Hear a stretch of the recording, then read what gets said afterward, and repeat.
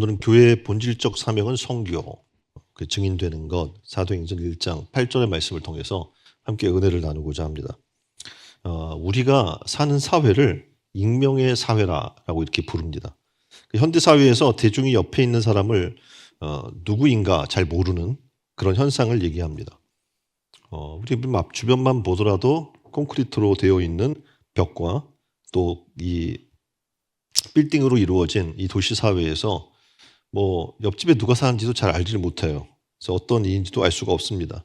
뿐만 아니라 서로 알려고도 하지 않는 시대입니다. 그래서 사람들은 자신을 감추려고 하고요. 신분과 계층을 은닉하고 자유롭게 살고자 하는 익명의 사회 속에 살아나갑니다. 그래서 이런 집단의 익명성 뒤로 숨을 때 어떻게 보면 우리가 스스로 누군지를 내가 정체성이 있으면 함부로 행동하지 않거든요. 근데 집단의 익명성 뒤에 숨으면 자제력을 잃고 도덕적 판단을 상실해서 문제가 발생되는 경우가 많습니다. 컴퓨터 앞에서 또는 휴대폰으로 인해서 사이버 폭력이 지금 이 순간에도 이루어지고 있는 것을 보게 됩니다. 가장 큰 문제 중에 하나는 뭐냐면 익명성이에요. 내가 누군지 모르니까 그냥 가리고 상대방을 정말 말도 안 되게 공격하는 그런 내용들이 있는 거죠. 그래서 익명성을 빌려서 자신의 정체성이나 직업, 나이, 성별, 학력 그리고 모든 것을 다 허위로 꾸며요. 그리고 새로운 나를 만들어내는 사이버 다중인격이라고 하는 사람들이 생겨나고 있는 것을 보게 됩니다. 그러니까 인터넷에서 이들은 일종의 역할극을 벌입니다. 그리고 적게는 하나에서 두 개, 많게는 수십 개의 나를 만들어서 생활을 합니다. 한 개 또는 여러 개의 아이디와 닉네임으로 뭐 자기의 직업도 변호사, 의사, 교수 등 사칭을 하는 거죠, 신분을. 그렇게 그럴듯한 글과 사진을 내세워서 네티즌을 속이는 그런 일들이 비일비재하게 일어나고 있습니다. 그런데 더 놀라운 사실은 이게 지금 교회 안에도 들어와 있는 거예요. 교회 안에도 익명의 그리스도인이 있습니다. 사진에 보면 가면 쓴 그리스도인이라고 이야기를 하죠. 그래서 교회에 와서 익명성을 원하는 거예요. 내가 누구인지 밝히고 정체성을 갖고 그 소속이 돼서 하나님의 복음을 위해서 내가 있는 곳에 빛과 소금으로 살려고 하지 않는 거죠. 그냥 이름 없이 교회 다니고 소속도 되지 않고 내가 어떤 책무도 지지 않으려고 하는 그런 풍조가 드러나고 있습니다. 근데 우리 크리스찬들은 그러면 안 된다는 거예요. 왜냐하면 크리스찬은 누구냐면 그리스도인이라고 하는 분명한 정체성이 있는 사람이기 때문에 그렇습니다. 그래서 결코 우리는 익명의 존재가 될 수 없어요. 아무것도 아닌 존재거나 아니면 숨겨서 내가 누구인지 숨기는 존재가 될 수 없는 겁니다. 그래서 우리는 분명히 성경은 얘기해요. 너희는 세상의 빛과 소금이다. 너희는 그리스도인이다. 성도다. 세상과 구별된 사람이라고 우리에게 얘기합니다. 이 말은 우리가 그리스도인임을 공개하고 그리고 증인의 삶을 살아야 할 것을 성경은 명령해 주고 있는 겁니다. 간단해요. 어떻게 그렇게 살 수 있을까요? 말씀으로 들어가면 돼요. 왜냐하면 말씀이 육신을 입고 이 땅에 오셨고 우리는 그 말씀을 내 안에 내가 그 말씀 안에 들어가면 그런 삶이 날 수가 있기 때문에 그래요. 제자들도 어떻게 보면 숨어 있었어요. 처음에 예수님이 십자가 달려 죽으시고 다들 숨어 있었습니다. 다락방에. 그때 성령께서 그들 가운데 임재해요. 놀라운 일들이 일어나는데 이런 세상의 위협과 경고 앞에서 두려워하지 않고 이렇게 얘기하는 겁니다. 하나님 앞에 너희의 말을 듣는 것이 하나님 말씀을 듣는 것보다 옳은가 판단하라. 사람보다 하나님께 순종하는 것이 마땅하니라. 다시 말하면 우리가 하나님 말씀 안에 들어가고 그 말씀의 능력으로 성령 충만을 받게 되면 충분히 어떻게 우리는 세상의 증인으로 살아나갈 수 있게 된다는 겁니다. 결국 이 일로 교회는 부흥할 수 있고 성장할 수 있습니다. 근데 이런 익명의 크리스찬만 많아지면 교회는 절대 부흥할 수가 없는 겁니다. 첫 번째, 교회의 본질적인 사명은 선교입니다. 그러니까 교회가 존재하는 이유는 우리가 뭐 세상에 구제도 하고 봉사도 하고 복지 그런 시설에서 사업도 도와주고 그래서 연초가 되면 연말이나 연초가 되면 뭐 지역의 단체들에서 도와달라고 계속 연락 와요. 네? 그냥 무조건 뭐 이렇게 물티슈나 휴지나 이런 거 보내요. 뭐 카드도 연합장도 보내요. 그리고 계좌번호가 있어요. 네? 무조건 내놓으라는 거예요. 네? 그렇게 일들이 진행되는 것을 봅니다. 그런데 성경은 얘기해요. 교회를 세운 분은 예수 그리스도이고 주님은 마태복음 16장 18절에 이렇게 말씀하고 있는 겁니다. 너는 베드로라, 내가 이 반석 위에 내 교회를 세우리니 음부의 권세가 이기지 못하리라. 아멘. 주님께서 교회를 이 땅에 세우신 목적은 바로 초대교회를 세우시고 부활승천하시면서 주신 명령 사명이 있어요. 사도행전 1장 8절 말씀입니다. 오늘 본문의 말씀이죠. 오직 성령이 너희에게 임하시면 너희가 권능을 받고 예루살렘과 온 유대와 사마리아와 땅끝까지 이르러 내 증인이 되리라 하시니라. 아멘. 그래서 초대교회에 출발한 신약 성교에 어떻게 보면 뜨거운 불은 교회 시대에 강력하게 불타 올랐던 것을 보게 됩니다. 그러니까 이 시대의 하나님은 복음의 세계화를 위해 새로운 주자로 대한민국을 선택하십니다.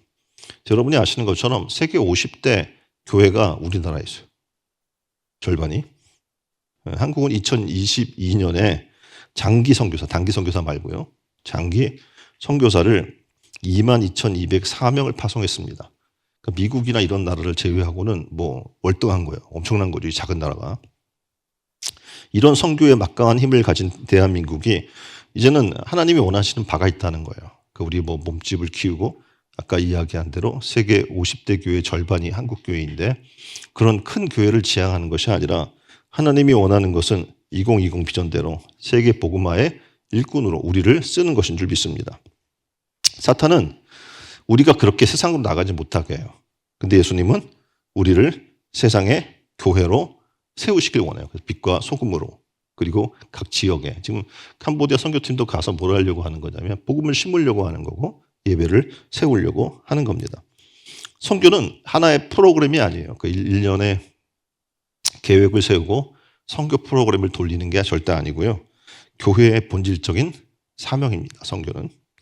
선교의 사명을 잘 수행해서 하나님께 영광을 돌리는 신촌 은혜로운 교회가 되시기를 주님의 이름으로 축원드립니다. 하나님이 우리나라가 지금 되게 복받은 나라인데 이렇게 축복한 이유가 있겠죠. 우리만 잘 먹고 잘 살라고 축복하는 것은 분명히 아닐 거란 말입니다. 세계 선교를 하라고 이런 복을 주신 겁니다. 이런 복을 받고도 선교하지 않으면 안 될 겁니다. 문화도 선진국 모든 게 다 붙으면 K라는 게 붙어서 세계적이 글로벌하게 되는 거잖아요. 보통 사람은 하나님 나라에 관심이 없습니다. 그저 자기가 즐겁게 사는 것과 이 땅의 것들에 대한 관심뿐입니다. 그래서 예수님의 제자들도 예수님과 함께 같이 지낸 3년이 됐는데 예수님이 승천하시려고 할 때 예수님, 이 나라 이스라엘의 나라가 회복되는 게 바로 지금입니까? 라고 그들이 묻는 거예요. 다시 말하면 예수 그리스도에게 집중하는 게 아니라 시대적 정치 상황 이런 거에 지금 관심이 있는 거죠. 지금도 온통 정치에 관심이 몰려 있습니다. 사방의 정치적 편가르기에 몰두하고 있는 것을 보게 됩니다. 물론 정치도 중요하겠죠. 근데 정치도 하나님이 아닌 사람이 하면 당리 당작에 의해 편파적이고 이기적이고 옳은 길이 아니라 자신의 이득을 위한 선택을 하게 되는 겁니다. 그림 보면 이렇게 사람들이 모여서 얘기하잖아요. 우리가 옳다. 우리가 옳다. 지금 이 나라가 그렇잖아요. 그룹들이 모여서 다 자기가 옳대요. 그래서 우리가 옳다라고 주장하는데 우리 국민이 바라볼 때는 다 옳지 않아요. 그렇죠? 되게 이기적이고 편파적이고 자기중심적인 일들이 일어나고 있는 거예요. 도대체 왜 그럴까?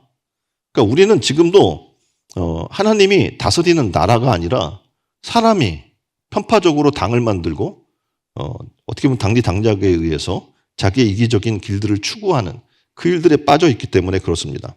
그러니까 지금 정치를 보면 여러분이 아시는 것처럼 너무 뻔뻔해요. 내로남불이고 저게 사람인가? 라고 생각할 정도의 그런 지금 수준의 정치의 판도를 우리는 지금 보고 있습니다. 그러니까 하나님의 백성들이 깨어나야 돼요. 다시 말하면 하나님이 다스리는 나라가 우리가 되게 돼야 돼요. 그게 누구부터? 나부터. 주 예수 그리스도를 나의 구주로 영접하고 주님이 내 심령을 통치하고 다스리고 우리 가정을 다스리고 그렇게 하나님 나라가 이렇게 우리나라 가운데 우리 심령들 가운데 우리 가정 가운데 임하게 되면 이러한 성령 충만한 예수의 제자들이 하나님의 나라를 확장하게 될 줄 믿습니다. 예수님께서 말씀하셔요. 이스라엘이 회복되는 것은 너희가 알 필요가 없다. 그 사람들은 정치적인 것만 관심이 있는 거예요. 그렇죠. 세상의 세속적인 것, 어떤 현상 이것만 관심 있는 거죠. 그래서 물어보는 거예요. 언제입니까? 라고 얘기했더니 회복되는 것은 너희가 할 필요가 없어. 그때와 그 시기는 하나님께서 관리하실 거니까 너희들은 성령을 받아서 힘을 얻으라 라고 말씀해 주는 거예요. 교회의 본질적 사명이 뭔가라는 걸 얘기해 주는 겁니다. 본질적 사명은 구제도 봉사도 그리고 복지사업도 아닙니다. 바로 성교에 있는 줄 믿습니다. 그래서 2025년은 바로 교회의 본질을 회복하는 해인 줄 믿습니다. 두 번째, 성교는 하나님의 능력으로 하는 겁니다. 사도행전 1장 8절에 얘기하죠. 오직 성령이 너희에게 임하시면 너희가 권능을 받고 예루살렘과 온 유대와 사마리아와 땅까지 이르러 내 증인이 되리라. 아멘. 그러니까 성교는 우리의 능력으로 하는 게 아니라는 거죠. 그러니까 성령의 능력으로 하는 거예요. 하나님께서 우리 인간의 능력과 모든 자원을 총동원하시고 그리고 성령의 도우심을 통해 하나님이 이 땅에 역사하는 것, 그것이 바로 성교입니다. 오늘도 단기 성교 파송을 받고 떠나는 16명도 각자의 능력으로 갈 수 있겠습니까?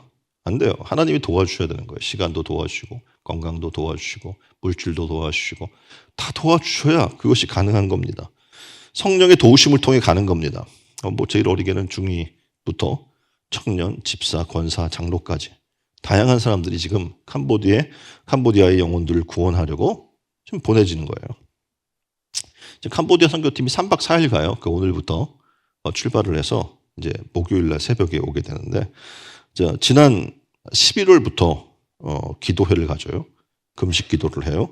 그리고 캄보디아 찬양과 복음을 준비하고 그들에게 복음을 전하기 위해 무언극을 준비하고 난타를 준비하고 초등학교를 위해 교육 그리고 교회 학교를 위해 성경 공부 또 현지에 필요한 선교사님이 요청한 물자 그리고 현지 페인트 못을 위한 준비 굉장히 많은 것들을 준비해야 돼요.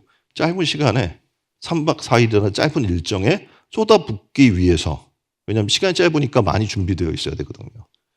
그러니까 시간이 길면 천천히 하다가 오면 되는 건데 짧은 3박 4일의 일정이기 때문에 쏟아붓고 와야 돼서 많은 준비가 되어 있어야지만 일사천리로 그 일들을 진행하고 올 수 있기 때문에 그렇습니다. 그런데 이걸 우리가 아무리 열심히 준비한다고 해서 현지에서 하나님이 도와주지 않으면 어떡합니까? 될 게 아무것도 없어요. 북을 가져갔어요. 근데 북을 못 칠 수도 있어요. 그렇죠? 무언국을 준비했어요. 근데 시간이 안 될 수도 있어요.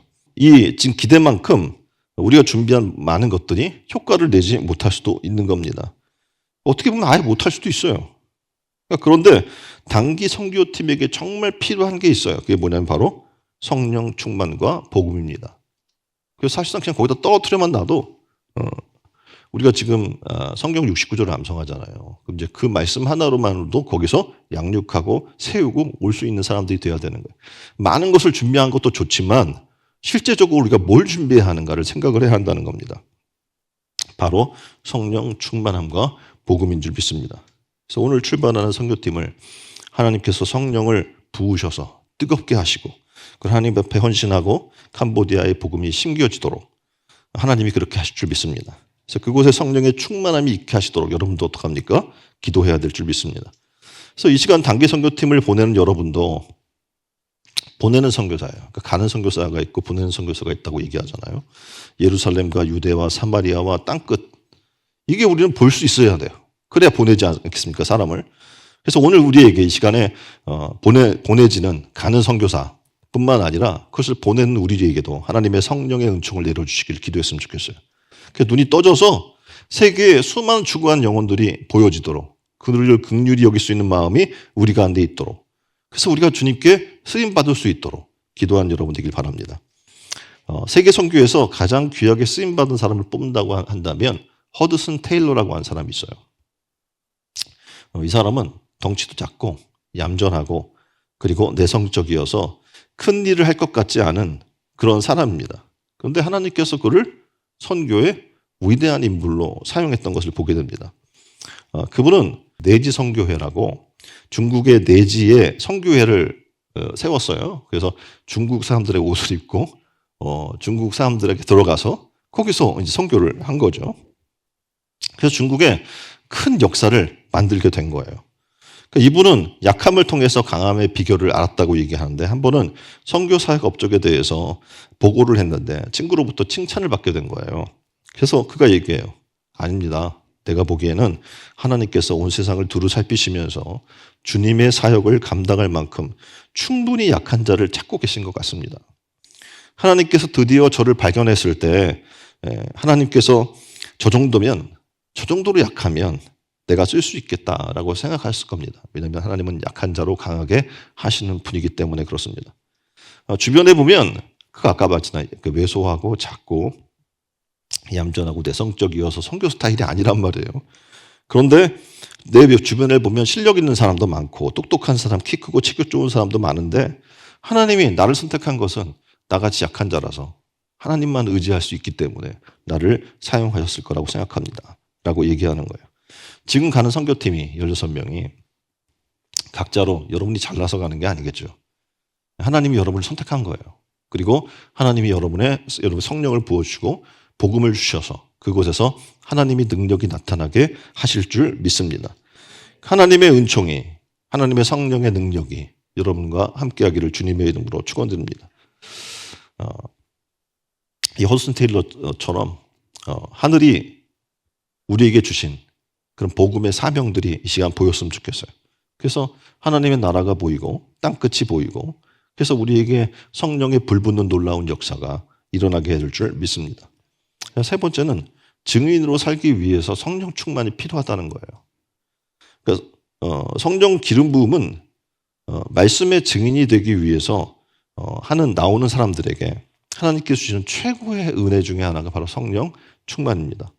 그러니까 성령의 부으심, 성령 세례는 땅끝까지 예수 그리스도의 증인이 되고자 하는 자에게 주시는 하나님의 선물인 거예요. 이 시간 여러분이 선교지로 가려고 하면 바로 이걸 받아야 돼, 성령의 선물을.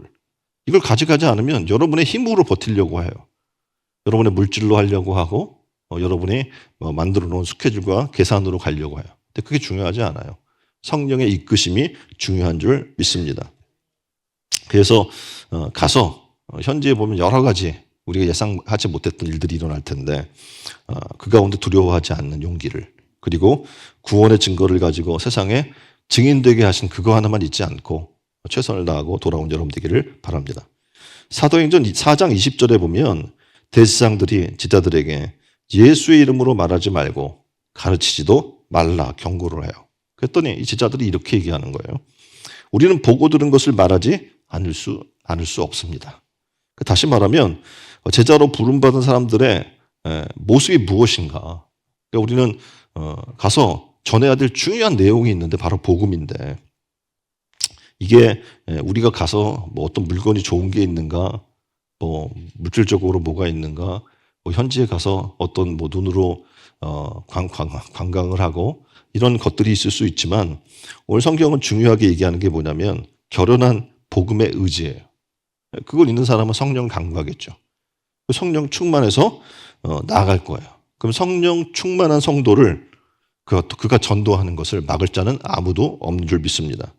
그래서 사도들은 사내들인 공회 앞에서 당당하게 예수님의 주와 그리스도 되심을 전할 수 있었던 겁니다.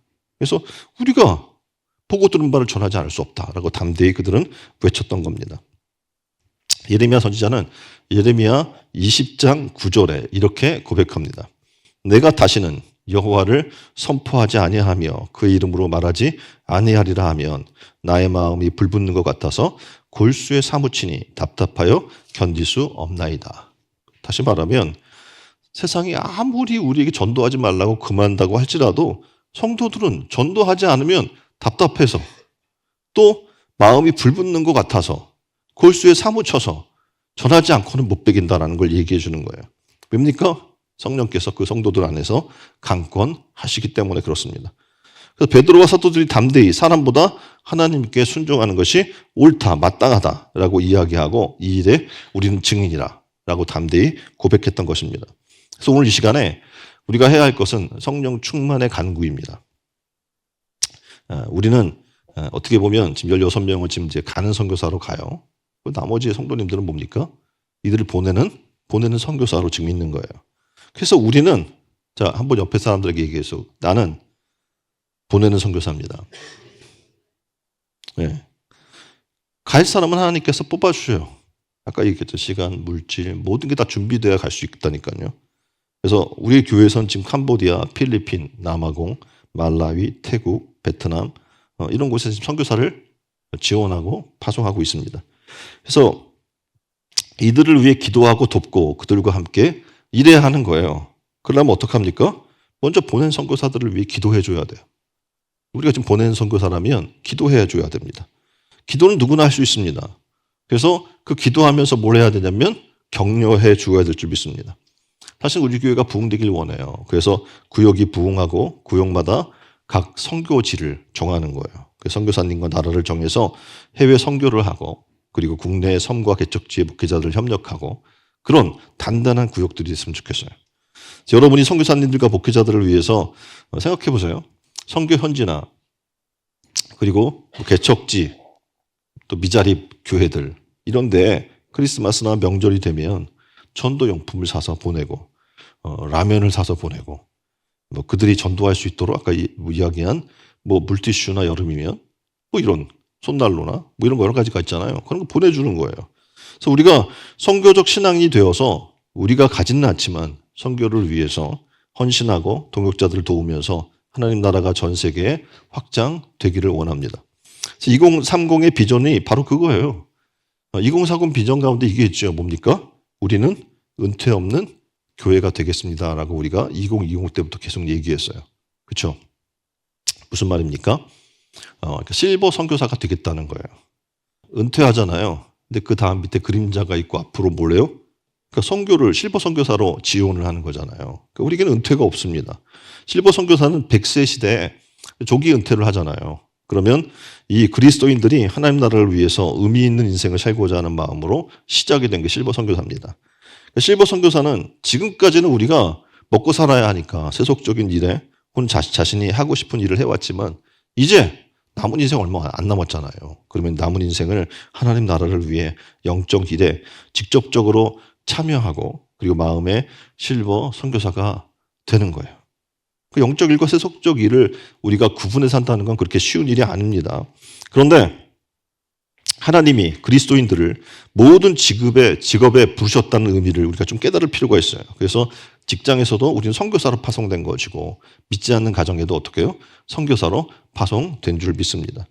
우리는 기도해야 돼. 하나님, 저에게 성령 충만을 부어 주시옵소서. 제 가슴을 뜨겁게 해 주옵소서. 제 눈앞에 세계가 보이게 하여 주옵소서. 하나님의 나라를 위해 어떤 방법이라도 쓰임받게 하여 주옵소서. 하나님, 저를 우리 가문의 선교사로 삼아 주옵소서. 아브라함과 같이 땅끝까지 하나님의 온 민족의 아비가 된, 믿음의 아비가 되는 그런 사람이 되게 해주십시오. 저를 이웃의 선교사로, 직장의 선교사로 삼아 주십시오. 이 나라 민족과 세계와 하나님이 원하는 지상 사명을 위해 쓰임받게 하소서. 우리가 해야 될 기도인 겁니다. 하나님 나를 사용하여 주옵소서. 이 시간 우리 모두가 하나님께서 원하시는 선교 사역을 위해 함께 기도했으면 좋겠어요. 그리고 파송되는 16명을 단기 선교사들이 성령 충만하도록 그리고 가고 오는 길을 안전하게 지켜주시도록 현지에서 건강을 지켜주시도록 가면은 지금 30도예요. 그러니까 우리는 지금 막 영하 10도잖아요. 기온차가 엄청나게 심해요. 그러니까 이게 건강에 어려움이 있을 수 있거든요. 그래서 현지 건강을 지켜주시도록 어떤 사탄의 방해도 장애도 막아주셔서 승리하고 복음에 승리하고 돌아올 수 있도록 함께 기도했으면 좋겠습니다. 다 함께 기도하겠습니다.